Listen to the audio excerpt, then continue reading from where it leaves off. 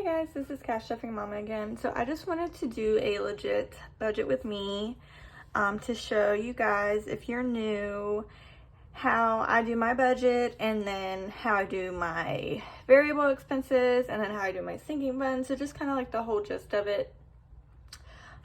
So first I make a little kind of like I go how many ever months out that usually fit. I've already done up to April on a different page, so that's why I went up to April on this one. But so really, when you start, you need to look at your checking account and see everything that comes out. So when I first started, I was paying for 2 Disney Pluses. I had no idea. My son was charging Xbox stuff to my card, like just a bunch of random things. So go through, cut some stuff out that you don't need. I cut out like my Ipsy. I cut out some subscriptions. Just any way to save money is going to be really helpful. And then once you're done with that, go through and see what bills come out. So it's also helpful to see when they come out. So for me, my mortgage is always due on the 1st of the month. If you're like me, I used to wait till the very last second, like sometimes like a week after it was due before I actually paid it. And so what I do is I split my payments into 2 because I get paid bi-weekly. So for instance, like for this paycheck, the 27th, I'm going to pay half of it. And then I already have half in my bank account from last paycheck. So then on the 1st here, I'll have the full amount. Obviously, if you're just starting and your mortgage is due on the 1st, you're going to have to pay the full amount. And then you can cut back to dividing it up for your subsequent paychecks. So I pay $750 every paycheck because I get paid twice a month. And then I also have to look, sometimes you can skip a payment if you have like an extra week that month or something like that. But mine, like that's one, so that is one here before the 1st. The 10th and 24th are gonna make up one, and then the 7th and the 21st. So I can't skip a payment on that one. My next bill that I have due is, let's see, Netflix. So Netflix, I used to split into 2, but then I found that I was just using the $10 that I would put into my bank account every pay period as like a buffer. So I would spend it and then just put $20 in there the next paycheck to pay it. So I don't do that anymore. I just pay the full amount. So I'm going to pay that on the 27th so that I have it in there for the 1st. And then I'll pay it on the 24th, the 24th here, and then the 21st. My next payment that I'm going to have is going to be my new loan that I got. It actually doesn't have a payment due until March 5th. So I actually don't owe anything on this one. I could, if I wanted to, divide it into 3s for this this month here, but I'm not going to. I'm just gonna skip a week, skip a pay period, and then I'll start back here. So for that, it's gonna be like $700 a month. I forget the exact number, but it must be $692. So $692 divided by 2, I'm gonna pay $346 a pay period. And then the payments for the 10th and the 24th will be in my bank account for when it's due on the 5th. So I'm going to do that. And then next I have Sprint. Sprint is due on the 10th, and that's $300 a month. So every paycheck I put in $150. So $150 on the 10th, I'll have enough there. $150 on these two. So on the 10th, I'll have enough. And then on the 7th, I'll have that one. And then my last bill that I have is my car payment. For that one, I pay $269 a paycheck. So it's about $538 a month. So I split that up into two as well. You don't have to split them up into two. I'm just so used to doing it at this point that I just do it. Obviously, you will make this based off of your bills, based off of your pay periods. If you get paid 4 times a month or like every week, you will change the pay dates and divide it up however you want to divide it up. So after you figure out your bills,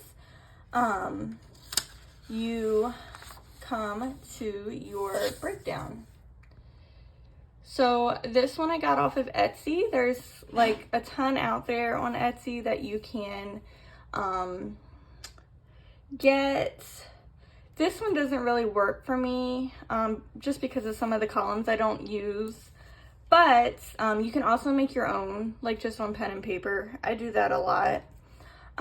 So for this, you start with your income. So my income for my job was $3,867. And then I have a rollover from my variable expenses, which we will go over, of $192.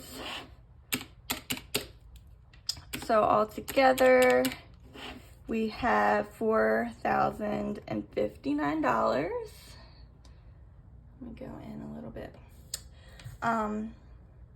This really isn't really gonna work for me, but I just want to use it to like show you how to like figure your amounts out. So I'm gonna have my mortgage on here, my Netflix. So everything that I'm paying this paycheck, I'm gonna put on here, and my car. So we're gonna do $750, $20, $150, and $269. So from my amount that I was paid, we're going to deduct my mortgage, my Netflix, my Sprint, and my car. And that leaves us $2,870. So from here, what I do is I go to my expenses. So these are like my weekly expenses. So I actually have a wallet. There's different kind of wallets that you can get. There's A6, there's A7, there's A5, there's like mini wallets. I use this one. Let me pull you out a little bit. So this is my wallet here. And basically you go through, see what you spend every week, make categories for those amounts. So I have groceries, fast food, my lunch, fun, pets, and miscellaneous. And then, so once you get your categories, you kind of make a budget for yourself for that pay period for those categories. And then that is what you allow yourself for that pay period. The goal is to not go over. I really try to stay under because I like to have the extra. So that's where my rollover came from, was I had $192 extra from my last paycheck. Let's see. So I'm not the head of the groceries in my house, but I do add $100 just in case. I do add $100 for fast food, For my lunch, I put in 40. For fun, I put in 40, which we never really do fun because we're all introverts. For pets, we do 40, and then for miscellaneous, we do 40. So I know that this comes up to 360. So we take our paycheck minus our bills, and we minus the 360, which puts us at $2,510 that is left.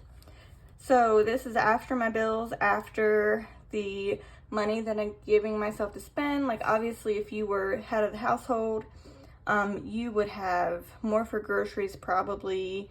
You would have some other expenses in there. Same for bills. Like, I don't pay the water bill. I don't pay electricity. I mainly do the mortgage and like the kids stuff, like clothes, holidays, stuff like that. I do pay my car. But everyone's, you know, different. So now $2,510. So what I do with that is I go to my sinking funds. So everyone's sinking funds are different as well. So my sinking funds, this is just an example, one of my folders. I have a few.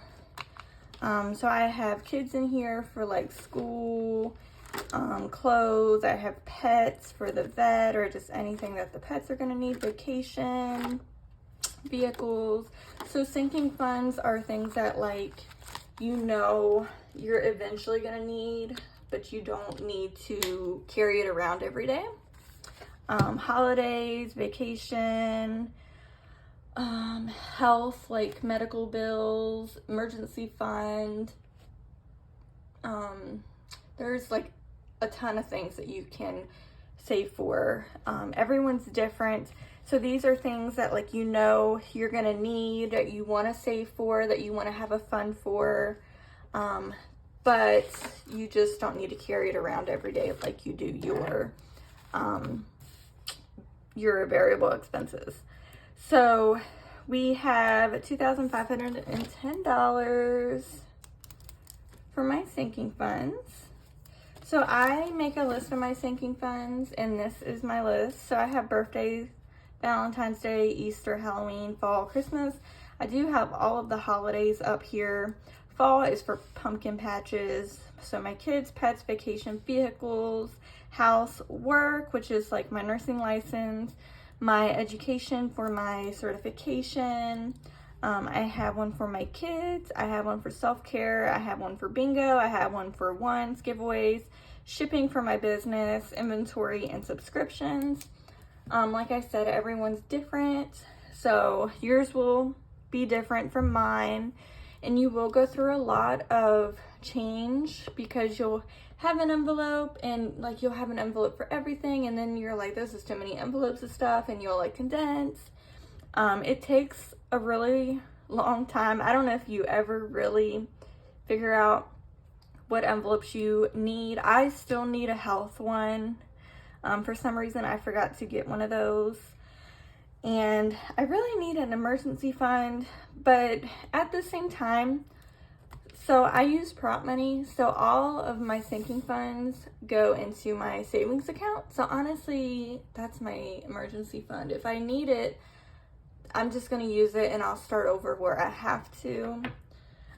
But like I said, you can get the binders anywhere. You can get cute little envelopes off of Etsy. You can get envelopes off of Amazon. When I first started, I just had little blank envelopes off of Amazon, and then they had like index cards in them that said what was in there. So I like to, so my paychecks typically aren't this big, but I worked overtime. So, and since my new loan isn't due yet, I'm trying to stuff my sinking funds that I feel like I need to stuff a lot while I have this extra money. So what I do is I kind of go through and write what my sinking funds have.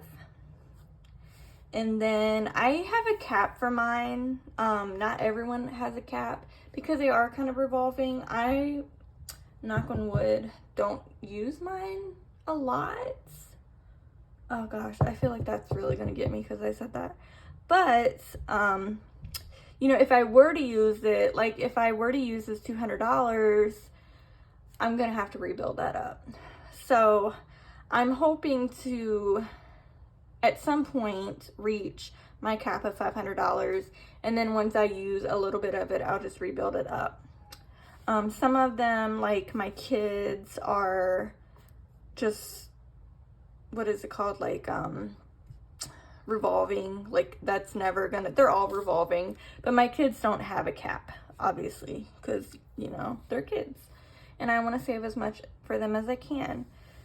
So I do put a cap on mine of like what my goal is for those envelopes. I wrote what I'm putting into each envelope, and then I put in the new total. So I can see what my new totals are going to be. And then next time when I get paid again, I can redo this sheet and use my new totals as has. So we can deduct this from our total that we have here. So let's see. So in, we can deduct 200, deduct 10, deduct 100, deduct 15, deduct 20, deduct 200, 200, 20, 240, 20. It's very easy to get confused.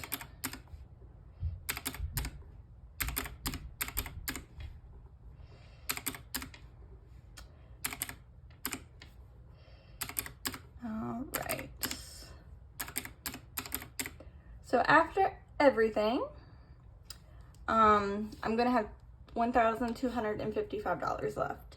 So I did tweak these a little bit to make sure like I put on what I wanted to put in before I did put this money anywhere else, because my goal right now is to pay off my loan, even though, so the new loan that I just transferred it to my credit union, and even though it doesn't have a bill due yet, my goal is to pay that loan off, so all of my extra money is going to that loan.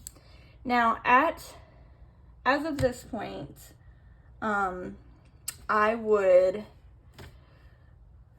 you know, take all my money. I use prop money, so I would figure out how many of each. Like for 200, I would put two $100 bills in. For Valentine's Day, I would put one $10 bill in. I'd go ahead and stuff that.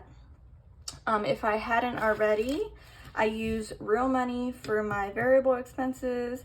So I take that out of the bank. I would go ahead and stuff that. I would go ahead and transfer my sinking funds that I put in into my savings account. And then this is what I would have left.